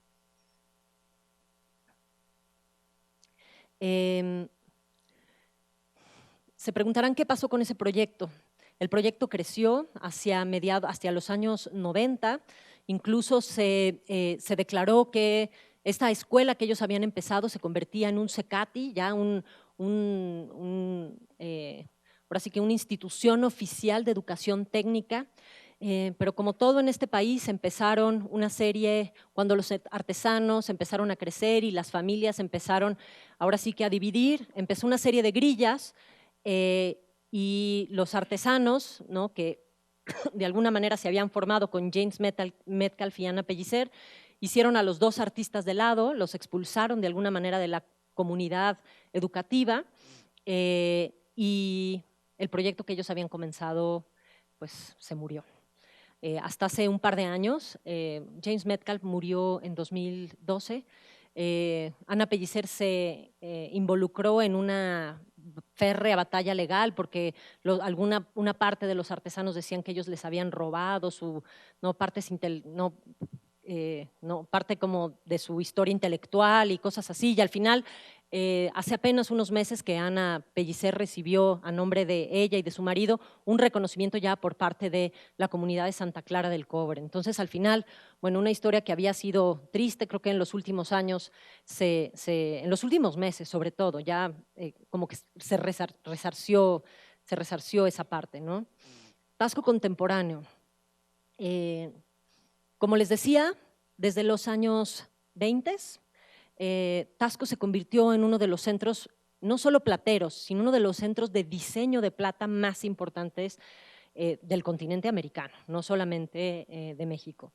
Spratling fue uno de los detonadores. Después de Spratling, que él formó en su taller, hubo personajes como Los Castillo, como Sigi Pineda, como Antonio Pineda, que ustedes van a ver en la exposición. Hay toda la primera parte de la exposición está abocada a lo que fue la escuela tasqueña, y de algún modo, cuando muere Spratling en los años 60 y mueren algunos de los Castillo en los 80, se pelean un poco las familias, como suele pasar, ahora sí que hasta en las mejores familias, hay como esta idea generalizada de que en los 80, desde los 80, perdón, en Tasco no pasaba nada, que únicamente era un lugar donde se copiaba y se producían piezas al mayoreo. En los 80 hubo un boom, ahora sí que de que los norteamericanos vinieran a Tasco a que les produjeran al mayoreo cositas, ¿no? O los chinos, cositas para exportar, para vender barato, porque la plata estaba de alguna manera barata, y esa era la fama de Tasco hasta los años, creo que hasta mediados del año 2000. Como a principios de la década de los 2000 se estableció en lo que fue la Hacienda del Chorrillo, una escuela de la UNAM, una escuela que pretendía, bueno, no pretendía, es una escuela que sobre todo es para idiomas, ¿no? Para extranjeros que vienen a estudiar a México y que quieren aprender español. Entonces se instala ahí la Escuela del Chorrillo, pero también se dan cuenta que hay una gran tradición platera y que hay que empezar a meter talleres de diseño, de joyería, de tendencias, ¿no? Y de distintas disciplinas que tengan que ver con el oficio de la plata. Entonces, a partir de esa escuela, ¿no? Y de distintos personajes, como es la familia Tapia, se genera un nuevo movimiento en Tasco, ¿no? Ha habido desde que vivía Spratling una gran feria de la plata, ¿no? Que sucede cada año con bombo y platillo, que sin embargo no está dedicada al diseño, sino más bien se ha enfocado a la escultura. Y han sido los maestros, ahora sí que ha prevalecido y ha fortalecido el trabajo artesanal, pero sobre todo enfocado hacia la escultura, algo hacia la joyería, pero de pronto eran piezas que se quedaban en colecciones, pero que no necesariamente se vendían o se utilizaban, ¿no? Cosas que finalmente eran de concurso, pero no necesariamente llegaban a la calle. Entonces, era esta dualidad en Tasco que seguía permaneciendo en el imaginario como el gran centro platero, pero la parte de diseño, ¿no? Había quedado un poco olvidada. La familia Tapia es hoy una de las familias que todavía es descendiente un poco del estirpe de Spratling. Don Ezequiel Tapia Baena, que nació en los años 30 y empezó a trabajar muy joven la piedra, se convirtió en un importantísimo lapidario y trabajaba para personajes como Spratling e incluso Diego Rivera. Él, después de muchos oficios, decidió abocarse a la plata y empezó a realizar este tipo de piezas, ¿no? Piezas de joyería y de escultura arraigadas en el pasado prehispánico, ¿no? Y con piezas de mucho lujo para competir en los concursos, y al mismo tiempo empezó a producir otro tipo de piezas más comerciales, ¿no? Sin necesariamente caer ahora sí que en el Mexican Curios ni en la baratija. para este nuevo mercado que empezaba a surgir, ¿no?, a principios de los 2000 en Taxco. Él tiene 2 hijos, uno de ellas Carmen Tapia y el otro Ezequiel Tapia, y esos 2 hijos heredaron el oficio de la plata. Carmen Tapia es diseñadora de profesión y literalmente creció en el taller. Carmen se ha convertido en una importantísima diseñadora, logrando ganar los nuevos galardones de la plata, ya con un lenguaje muchísimo más contemporáneo, mucho menos rebuscado, basado en formas muy orgánicas, pero ya no anclándose ni en el pasado prehispánico ni en las artes populares, sino manejando un lenguaje muy contemporáneo, muy ponible, muy vendible. Pero lo que ha aprendido sobre todo es a producir, ¿no?, y a trabajar, a manufacturar la plata de una manera maravillosa. Ella, al mismo tiempo que es diseñadora, tiene un taller en el que le produce a muchos artistas que están trabajando escultura en plata, ¿no?, les ayuda en los procesos técnicos. Estas piezas que ven acá, esto es de Ezequiel. Y esto que ven acá, esto es de Ezequiel Tapia, que es el hijo de don Ezequiel Tapia, que si se fijan, ¿no?, siguen haciendo referencias un poco al lenguaje de Spratling, que trabajaba con distintas maderas de la zona, ¿no?, con incrustaciones, pero ya manejando un lenguaje mucho más actual. René Ocio es el marido de Carmen Tapia y también es uno de los grandes diseñadores que ha entendido la esencia del diseño tasqueño, ¿no?, pero también los aires contemporáneos y el lenguaje que tiene que tener, ¿no?, la plata hoy en día para que pueda ser más accesible. Violante y Consuelo Ulrich, que también van a ver un par de vitrinas dedicadas a ellas en la exposición, tienen una historia muy interesante. Ninguna de las dos es diseñadora de profesión, o sea, habiendo estudiado diseño, y sin embargo, las dos son herederas del legado de Spratling. William Spratling muere en un accidente automovilístico en 1967, intestado. Entonces, el gobierno de Guerrero toma posesión de sus bienes durante un par de años y hacia 1971, el padre de Consuelo y Violante Ulrich, Guillermo Ulrich, él había sido amigo de Spratling, negocia con el gobierno de Guerrero, tener acceso a su legado, ¿no?, al legado y al rancho de Spratling, a las propiedades de Spratling, y ellas, de alguna manera, cuando su padre italiano llega a mediados de los años 60, a principios de los años 60 a Taxco, ellas crecieron con Spratling, vieron el taller de Spratling, entendieron quiénes eran los artesanos que trabajaban con ellos, entendieron el lenguaje de la plata y cómo se trabajaba la plata en Taxco, que se hace de una manera muy particular, y entonces se hicieron, ahora sí que a golpe de martillo, trabajando en el taller de Spratling. Cuando muere su padre hace un par de años, ellas quedan como herederas ahora sí que del estate, del legado de Spratling. Ellas tienen hoy en día los derechos, ellas siguen produciendo con otro sello, ¿no?, ediciones de Spratling contemporáneas que son mucho más accesibles de precio que una pieza vintage, una pieza de época que puede pues llegar a costar hasta $6,000–7,000. Y ellas entendieron el lenguaje de Spratling, las dos en distintos registros, y empezaron a producir piezas y a diseñar piezas. Hoy las dos viven en Taxco, viven entre Taxco y la Ciudad de México. Ellas viven en el rancho de Spratling y en la Casa de las Delicias, en lo que fue el primer taller de Spratling. Siguen trabajando con algunos de los maestros artesanos que fueron los maestros artesanos de Spratling, y siguen trabajando con, ¿no?, piedras locales, con mano de obra local, haciendo referencia, ¿no?, a la naturaleza y a los animales de la zona. Ese es el trabajo, esto que vieron es el trabajo de Consuelo, que está mucho más enfocado a la naturaleza, ¿no?, a los insectos, a la flora y fauna de la zona. Y Violante, que acaba de ganar, no sé si saben que el Museo Franz Mayer hizo una Bienal de Plata y ella ganó uno de los premios de la Bienal de Plata, y su lenguaje está también anclado, ¿no?, en la tradición de Spratling, de alguna manera trabajando con las piedras de la zona, pero también con maderas preciosas, y lograr esta dualidad entre la madera, ¿no?, y la plata. Y creo que lo ha logrado hacer bastante bien. También trabajan, ¿no?, con huesos de animales muertos de la zona. Y este es el tipo de trabajo que estas dos mujeres, habiendo aprendido de Spratling y de los talleres de Spratling y del legado que su padre les dejó, se han dedicado al diseño. En Taxco contemporáneo, como les decía, encontramos también a los Castillo, la tercera generación de Castillo, Emilia, Mimi, Walmart Castillo y Lili Castillo, que siguen trabajando. Los Castillo se hicieron muy conocidos porque desarrollaron una técnica que se llamaba los metales casados, dos metales que se funden a distintas temperaturas y que logran hacer como una convergencia perfecta. Lo van a ver en varias de las piezas de la exposición. Empezaron a trabajar con resinas cuando en los 50 nadie trabajaba, o 40 nadie trabajaba con resinas. Van a ver plata con resina.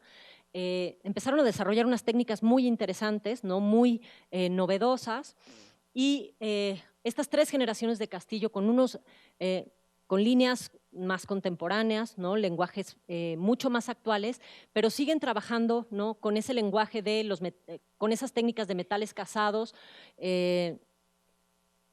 con estas referencias a los animales. Las piezas de los Castillos son muy conocidas porque eran la jarra periquito, la jarra tucán, el cenicero colibrí. Hacían muchas referencias a las aves de la zona de la costa de Guerrero, y ellas siguen trabajando ese lenguaje de los Castillo, pero actualizándolo ahora sí que a las condiciones del día de hoy.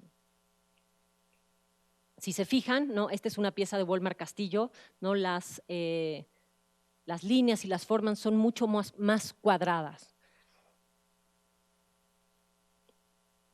Óscar Escorcia, en Taxco contemporáneo, es también otro personaje interesante. Las primeras veces que fuimos a Taxco a realizar esta exposición, hablamos con don Bruno Pineda, uno de los maestros plateros que todavía sobrevive, y de aquella estirpe platera hermano de Antonio Pineda, que aprendieron de William Spratling. Y él nos decía que en Taxco llegaron a existir más de 85 técnicas para trabajar la plata. Hoy sobreviven solamente cerca de 5 o 6. Entonces, Óscar Escorcia es un personaje originario de Taxco, que tiene una línea muy comercial que se llama de Escorcia, y tiene otra línea, Óscar Escorcia, que es mucho más trabajada, mucho más cara, ¿no? Pero lo que él entendió, tiene un enorme, no es taller, una casi fábrica para producir la plata, semi-artesanal, con procesos industrializados, pero muchos de los procesos de la plata se siguen realizando a mano, y por eso es que además del costo del material, la mano de obra sigue siendo cara porque hay muchos procesos que se realizan a mano. Él lo que entendió es que hay que rescatar, ¿no? Y la riqueza del trabajo de joyería en plata, sobre todo en su caso, tiene que ver con tratar de rescatar muchas de estas técnicas. Entonces, él ha aprendido a trabajar no solo el fundido a la cera perdida, sino el cartonado y muchas otras de las técnicas que de alguna manera se han perdido y que los diseñadores contemporáneos no han asimilado del todo, y él, como está trabajando con muchos maestros artesanos que aprendieron el oficio, ha tratado en cada una de sus colecciones de retomar y revivir estas técnicas. Y bueno, el último capítulo o el último momento de estos 7 momentos que les preparé para esta tarde es hablar un poco de los diseñadores contemporáneos, ¿no? Los diseñadores jóvenes, no solo de la Ciudad de México, sino de Guadalajara, de Monterrey, de Oaxaca. ¿Qué es lo que están trabajando? ¿Cuáles son las tendencias y cuál es el sentimiento de la plata hoy en día? ¿No? Durante quizá los años 80 se creyó que uno, por el precio de la plata, que ya lo he dicho muchas veces, pero muchos de los diseñadores dejaron de trabajar la plata porque era un material que de alguna manera se asociaba con el pasado, ¿no? Entonces hay que buscar materiales nuevos, hay que buscar lenguajes contemporáneos, ¿no? Y estos materiales del pasado pues hay que dejarlos en el pasado. Y esa es una cosa que hoy en día ya hemos entendido, y los diseñadores han entendido, que mucha de la identidad, para desarrollar una identidad, ¿no? Para poder ver hacia el presente, hay que entender muy bien el pasado. Entonces ya no está peleado, muchos de los diseñadores hoy en día, creo, ya no están peleados con como sucedió como en los 80s y 90s, que todo era mirar hacia afuera, sino estamos volviendo a las raíces, ¿no? A mucho de eso que les platiqué en los años 60, 50, 60 e incluso en los 70s. Mole Negro es un proyecto de Claudia López Luz. Ella es diseñadora y está trabajando con un grupo de artesanas de Oaxaca para retomar la filigrana tradicional oaxaqueña, ¿no? Y ponerla en el gusto del público, de un público mucho más amplio. Entonces está realizando piezas que vende en galerías de arte o en bazares específicos de diseño, como se puede llamar la lonja mercantil, y está retomando la filigrana tradicional, ¿no? Tratando de depurar los lenguajes de la filigrana tradicional, pero trabajando con grupos de artesanas para poder generar estas piezas. Shanat Lamoglia, que ella es diseñadora de moda de profesión, y durante un tiempo tuvo un proyecto de diseño de muebles eróticos que se llamó Bala Studio, que fueron muy populares, salieron en muchísimas revistas, se exhibieron en muchas exposiciones, y en los últimos años, en los últimos 5 o 6 años, ha decidido abocarse a trabajar la joyería específicamente en plata. Este es un collar de brochas y ahora sí que estas piezas de unión son piezas realizadas en plata.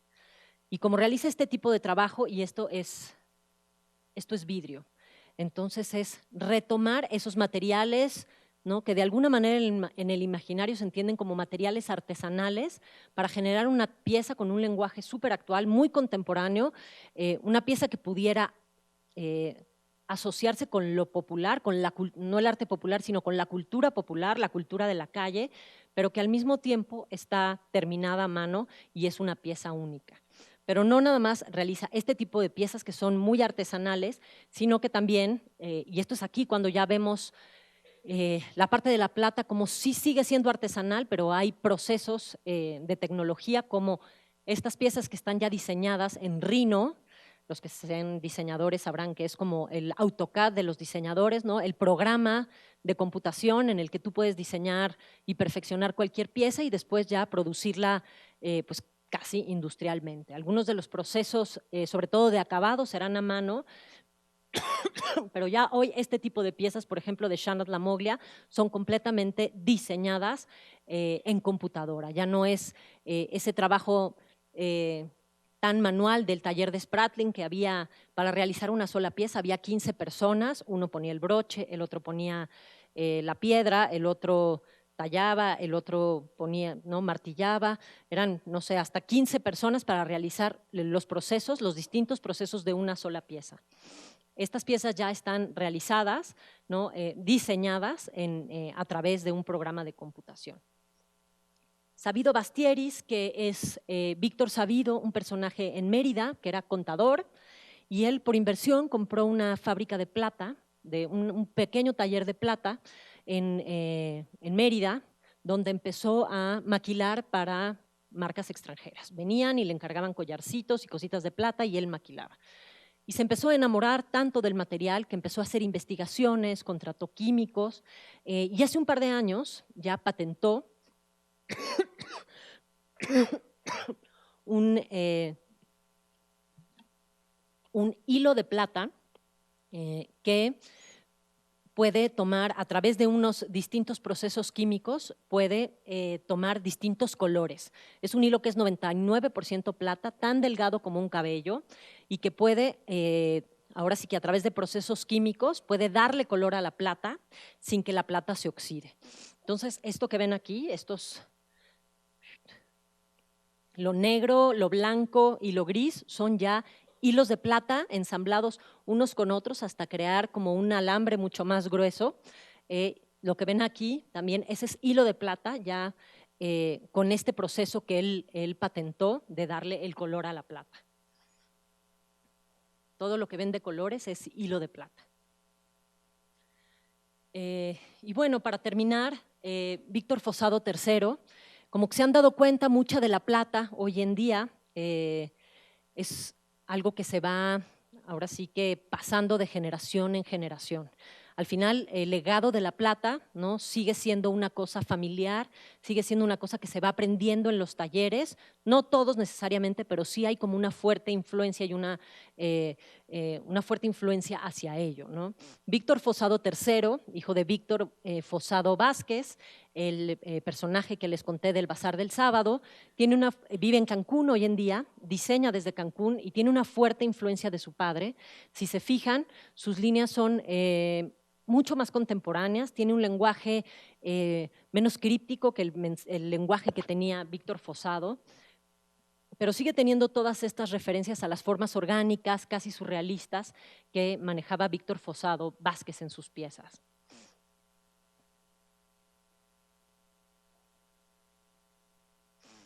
Bueno, pues espero que no haya sido demasiado larga. Les podría contar muchas de esas historias. Muchas gracias.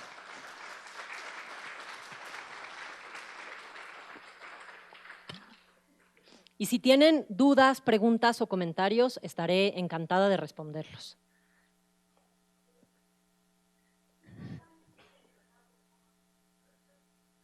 Muchas gracias.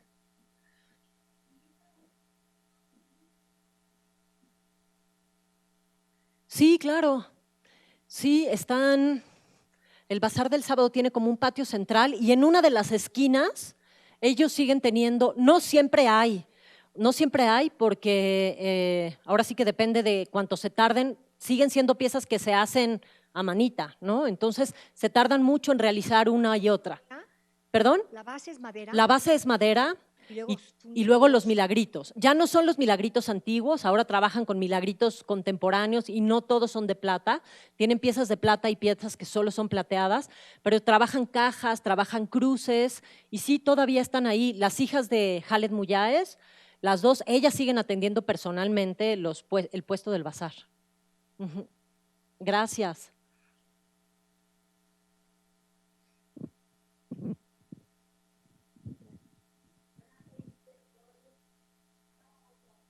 ¿Perdón?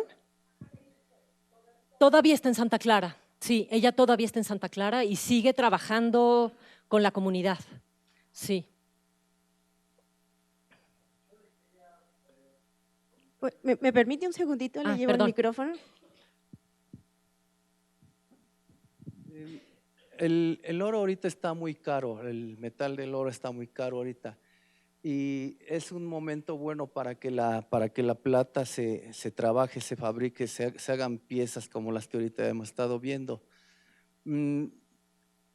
Hay personas que he visto que han ido a Taxco y van porque saben que allá la plata es barata, pero se llevan la decepción de que les venden alpácar y pues ellos están con la idea de que es plata, pero después se dan cuenta que es un material que no tiene un valor solamente el trabajo, pero el trabajo ya no es un trabajo artesanal, sino que es un trabajo el que es fabricado ya, pues ya no artesanalmente, sino con maquinaria o como se vio ahorita, que son ya piezas ya que hacen en volumen.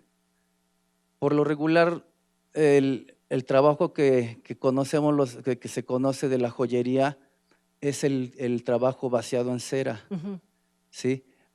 Pero ahora últimamente lo han estado ya trabajando con maquinarias que ya pueden mezclar cualquier material o que ya tienen algunos otros materiales como no sé, como el alpácar y es lo que están vendiendo. Entonces yo pienso que están poniendo en mal a México. Muchas personas que son de Taxco, fabricantes, están poniendo en mal a México porque muchos extranjeros vienen a comprar y se van con la decepción de que le están vendiendo otro material que no es plata, porque incluso ahí dice Taxco y dice 925, que es que está dando a entender que es plata fina, ¿no? 925. Pero esa es la decepción, ¿no? Entonces no sé si se pudiera hacer algo para decirle a esas personas que no lo hagan o de alguna manera que no se pudiera hacer. Creo que ya se están haciendo muchas cosas para que eso no suceda. Cuando en el curso de esta investigación, de estos ya casi 4 años de que comenzamos esta investigación, los primeros viajes a Taxco fueron como bastante decepcionantes porque nos encontrábamos con eso, ¿no? Que a la gente no le importaba necesariamente en las tiendas de Tasco el diseño, sino únicamente yo decía quiero esa pieza y me la pesaban y lo que importaba era lo que pesaba en plata, no necesariamente el trabajo. Habían, por ejemplo, nos dimos cuenta que había, la gente no respeta los derechos intelectuales de los diseñadores, ¿no? Los diseños de Spratling se copia, en todas las tiendas había diseños de Spratling. Las hermanas Ulrich, cuando adquirieron los derechos de Spratling, se dieron cuenta de que ahora sí que había tanta gente involucrada en el proceso de una pieza en el taller de Spratling.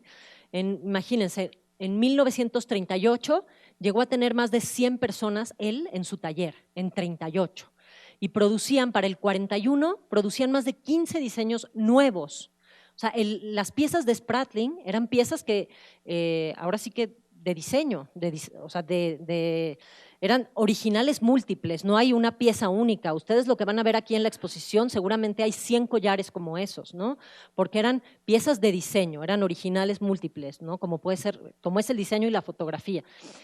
Y de alguna manera hoy en día, justo por ejemplo en Tasco se empezó a trabajar en el último año la idea de generar un museo de la plata, restauraron lo que es Casa Borda y se están trabajando ya mesas de trabajo para hacer un museo de la plata. Y esa parte de, ¿no?, de respetar el material y de respetar los derechos intelectuales de los diseñadores, se está empezando a tomar como más conciencia de que no, porque tú trabajaste en el taller de Spratling y pusiste el broche, puedes reproducir esa pieza y venderla como tuya, ¿no? Entonces ahí hay una serie de cosas que creo que hacía falta como meter orden y creo que ahora el Estado, el gobierno de Guerrero y el gobierno municipal de Tasco está como muy interesado en que se valoren esas cosas, ¿no? Y que Tasco vuelva a ser los galardones de la plata vuelvan a ser tan importantes como lo fueron en los 30 y en los 40, ¿no? Y que de alguna manera ese trabajo se respete. Entonces yo espero que en los próximos 10 años vamos a ver un renacimiento de Tasco como centro de diseño y va a haber una serie, yo creo, bueno, yo confío y soy positiva en que habrá ahora sí que nuevas maneras de acercarse a esos problemas de derechos y de respeto a los materiales, ¿no?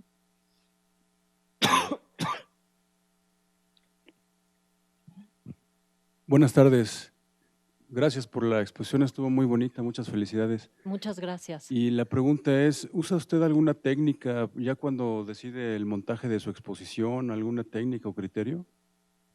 Pues ahora sí que cada exposición es distinta, ¿no? Esta exposición, si ustedes se fijan, la plata es muy difícil de exhibir porque si tú la quieres iluminar de cerca, la luz rebota. Entonces, ahora sí que el momento de seleccionar, ¿no?, la tela o la pintura que iba detrás o en qué base se iba a montar cada una de las piezas de platas fue, pues ahora sí que fue toda una discusión, no solamente entre curadores y los directivos de la institución, sino también con museógrafos y incluso pedimos opinión de los diseñadores. No sé si vieron que algunas de las fotos que les enseñé, por ejemplo, en Los Gallos, había como piezas de terciopelo negro ahí abajo, y eso es para evitar que en el momento que se fotografíe las piezas se reflejen. Entonces, la plata sí tiene toda una complejidad en el momento de fotografiarse y de exhibirse. Entonces, también depende de los materiales. No es lo mismo que, en mi caso, que estoy especializada en el diseño, no es lo mismo el acercamiento que hago en el momento de montar, al montar un mueble, que al montar una pieza de plata, una pieza de joyería. No hay piezas que necesitan rodearse casi como una escultura para que la gente pueda ver el trabajo, y hay piezas que solamente pues, es factible verlas desde un, ¿no?, desde un lado porque pues, tienen que estar protegidas. Ahora sí que depende del sapo la pedrada.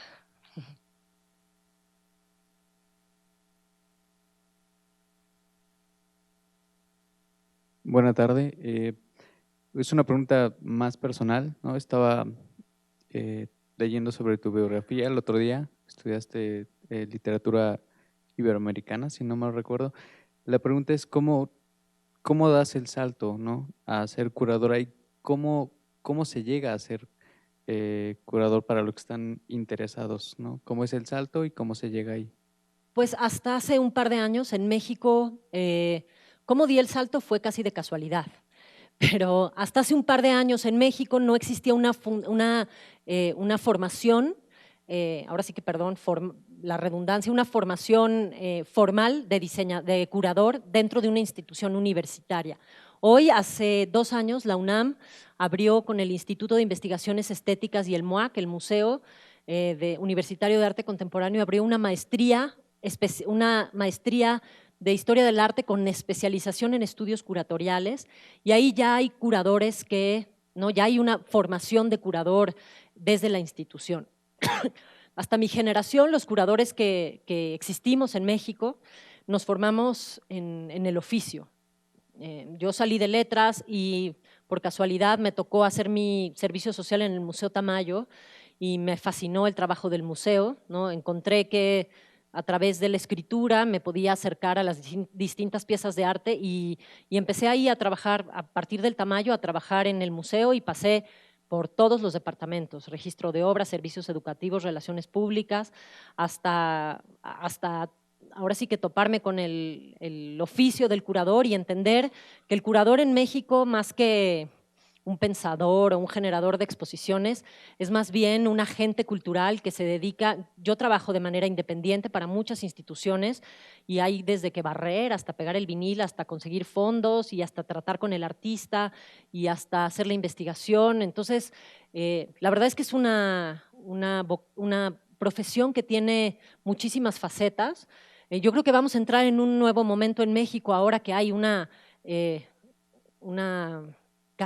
maestría en curaduría y que se le está dando al oficio la validez que necesita. Entonces, hay, no sé, hay instituciones que dan cursos, pero yo, si quieres ser curador, sí te recomiendo pues que veas los cursos que está impartiendo la UNAM, ¿no? Porque creo que sí le están dando el peso a la labor del curador que se necesitaba.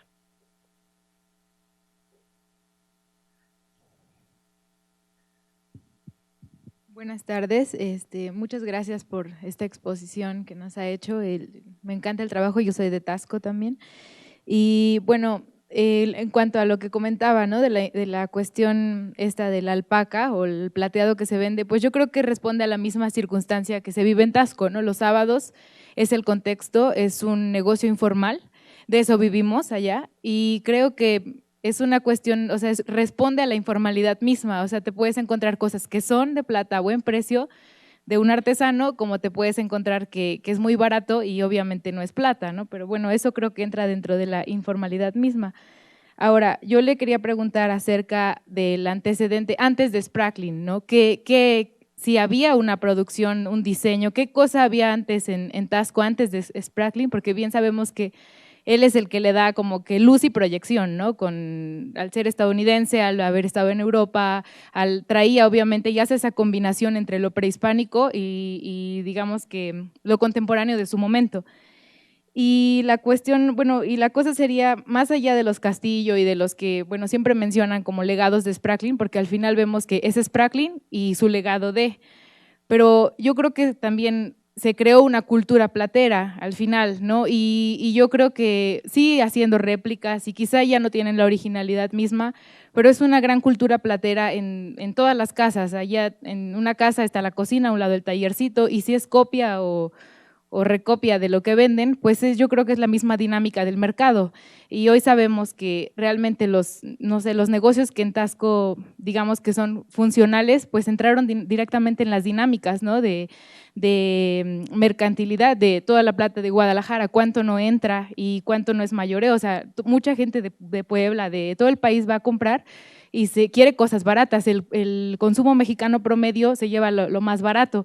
Y la cuestión sería hacia dónde va, ¿no? O sea, ¿qué podría pasar para que hubiera nueva renovación de la joyería, nuevos diseños, sabiendo que tenemos un contexto en Taxco hasta ahora violento, que muchas platerías del centro han cerrado, sí, porque ni se puede trabajar la plata y es tan caro que yo ya creo que ya no va a ser Feria de la Plata, va a ser Feria de la Alpaca, porque no se puede trabajar.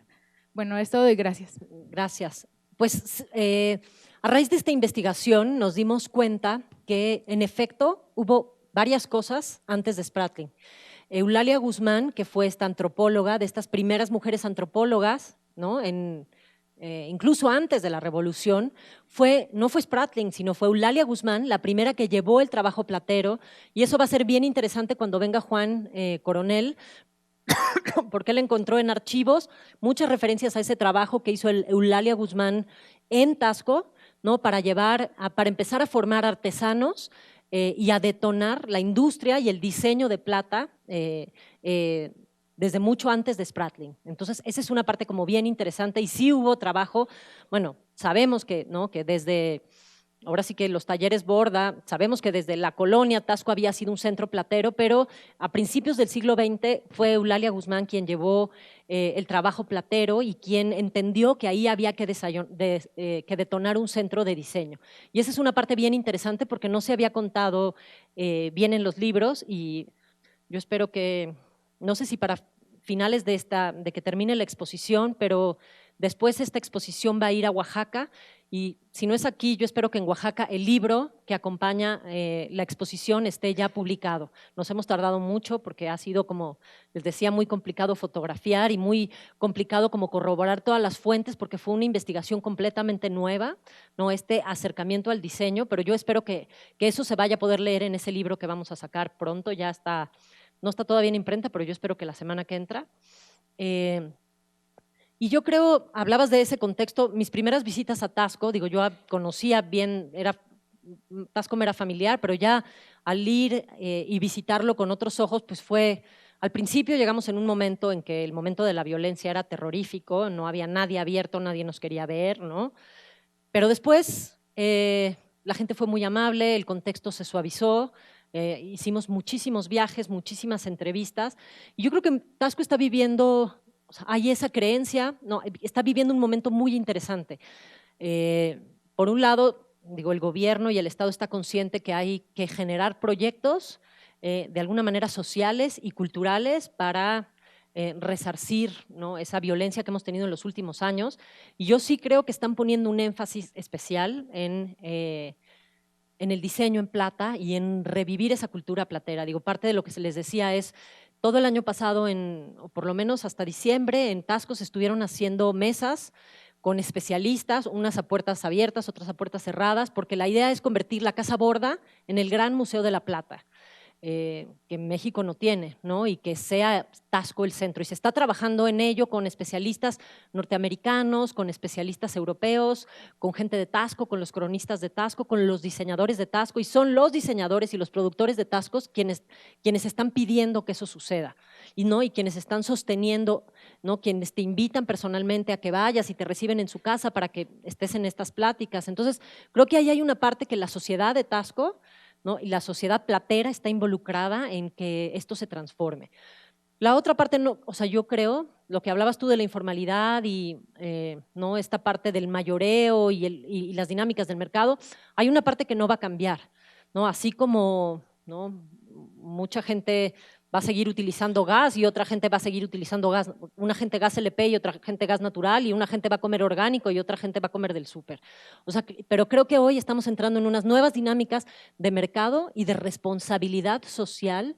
Hoy la mayor parte de la gente que consume y que compra quiere saber la historia detrás de la pieza, ¿no? Y al tú saber la historia, y por eso me interesa cuando doy mis pláticas contar la historia detrás de las piezas, porque en el momento que tú te involucras con la historia o que el consumidor, el usuario se involucra con la historia de la pieza, pues te haces responsable y sabes de dónde viene esa pieza, si ese diseñador trabaja con plata o con alpaca, y si trabaja con alpaca porque es su postura, pues entonces qué bien, bienvenido, y compremos, consumamos y portemos la alpaca, ¿no? Esa es una parte importante. Creo que esa parte no va a dejar de existir, son las dinámicas del mercado, pero sí creo que hay otra parte, creo que la escuela del chorrillo, creo que los Castillo, o sea, la generación de los Castillo más de hoy, Volmar Castillo, hay una nueva generación de diseñadores, muchos que no vienen de las grandes familias plateras de Taxco, ¿no? Gente que ni siquiera vivió en Taxco, que son extranjeros que están trabajando ahí, encontraron campo fértil en Taxco, o estudiantes de la UNAM que se fueron a trabajar a la Escuela del Chorrillo y están aprendiendo de don Bruno Pineda. Creo que hay un nuevo momento y hay… y creo que, como decía, va a ser interesante ver lo que va a pasar en Taxco en los próximos 10 años, porque sí creo que hay un caldo de cultivo muy interesante para que Lo otro no va a dejar de existir porque la gente quiere seguir teniendo cadenitas que se produzcan al mayoreo para vender en los aeropuertos. Eso es un hecho, ¿no? La globalización sigue. Pero creo que la otra parte, la parte del, yo le llamo el consumo responsable de piezas culturales, creo que esa parte cada vez va a crecer más, ¿no? Lo estamos viendo, ¿no? En la parte de comer orgánico y saber de dónde viene lo que te vas a comer, pues también quiero saber de dónde viene lo que me voy a poner, ¿no? O lo que voy a tener en mi casa, sea caro o sea barato, ¿no? O sea, sí quiero saber la historia detrás de esa pieza y la gente que la hace y los materiales y los procesos que involucran. Entonces, ese es, creo que hacia allá va, ¿no? Bueno, agradecemos la participación de la maestra Ana Elena Malet con nosotros hoy en la conferencia. Les recordamos que la exposición todavía está abierta para que si alguno de ustedes no ha podido visitarla, la pueda conocer ahora y les invitamos a que la próxima semana también nos acompañen en este ciclo de conferencias que los curadores hablan. Gracias. Muchas gracias. Oigan, les puse los que manejen Twitter, ese es mi Twitter, por si tienen dudas, preguntas, estaré encantada de responderlas. Muchas gracias.